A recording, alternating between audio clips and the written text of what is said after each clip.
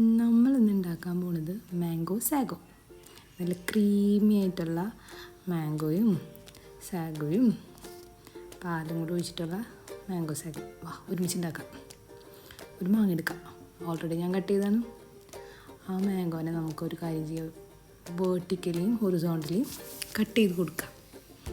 ഒരു ഭംഗിക്ക് വേണ്ടിയാണ്, അല്ലാതെ വേറെ ഒന്നിനുമല്ല. കാണാനൊരു ഭംഗി ഉണ്ടാവും.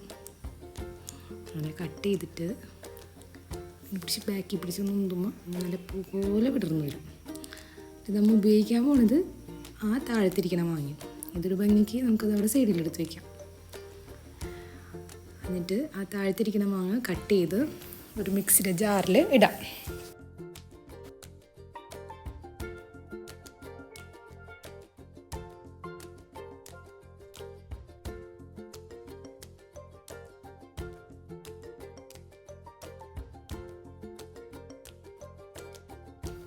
അതിലേക്ക് നമുക്ക് ഒരു കപ്പ് പാൽ, കാച്ചി വെച്ച പാലാണ് കേട്ടോ. ഒരു കപ്പ് മതി, നമുക്ക് ചെറിയ മാങ്ങല്ല നമ്മൾ എടുത്തത്. അപ്പോൾ ഒരു കപ്പ് പാലൊഴിക്കാം. അതിലേക്ക് ഒരു സ്പൂൺ പാൽപ്പൊടി ഇടാം. അത് ഓപ്ഷണലാണ്, അതെൻ്റെ ഇഷ്ടത്തിന് ഞാനിട്ടത്. വേണമെന്നുണ്ടെങ്കിൽ ഇട്ടാൽ മതി. അതിലേക്ക് നമുക്ക് ഒരു സ്പൂൺ പഞ്ചസാര. എനിക്ക് ഈ മധുരം കുറവാണ് വേണ്ടത്, അതാണ് ഞാൻ ഒരു സ്പൂൺ ഇട്ടു. എന്നിട്ട് മിക്സിയിലിട്ട് അടിക്കുക.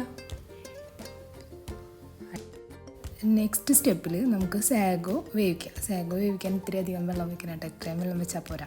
ഇത്തിരി അധികം വെള്ളം ഉണ്ടെങ്കിൽ അത് വെന്ത് കിട്ടും, അല്ലെങ്കിൽ വേവാതെ ബോൾസ് പോലെ തന്നെ കിടക്കും. ഞാൻ രണ്ടാമത് കുറച്ചും കൂടിയും വെള്ളം ഒഴിച്ചിട്ടുണ്ടെങ്കിൽ.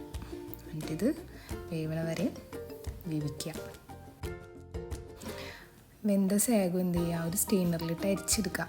അരിച്ചെടുത്തിട്ട് ഇത്തിരി വെള്ളം ഒഴിക്കണം ഉണ്ടായിരിക്കുമ്പോൾ, എന്നാലും അതിൻ്റെ ഒരു പശ പോലത്തെ സാധനം പോയി കിട്ടുള്ളൂ. ശേഷം ഒരു ഗ്ലാസ്സിൽ കുറച്ച് സാഗോ, പിന്നെ കുറച്ച് മാംഗോ ജ്യൂസ്, അങ്ങനെ ലെയറായിട്ട് ഇട്ട് കൊടുക്കാം.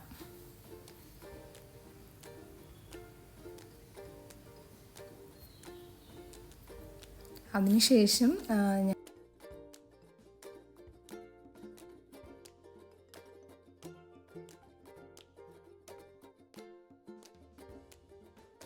സൈഡിൽ ആ ഭംഗിക്ക് വെച്ച് വാങ്ങിയല്ലേ, അതെന്ത് ചെയ്യുക, കട്ട് ചെയ്ത് ചെറിയ പീസാക്കിയിട്ട്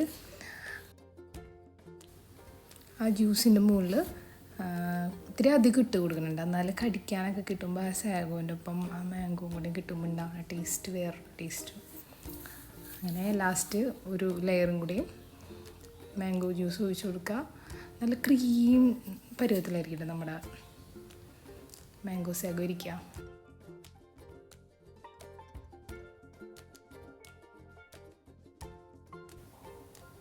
അപ്പോൾ ഇതാണ്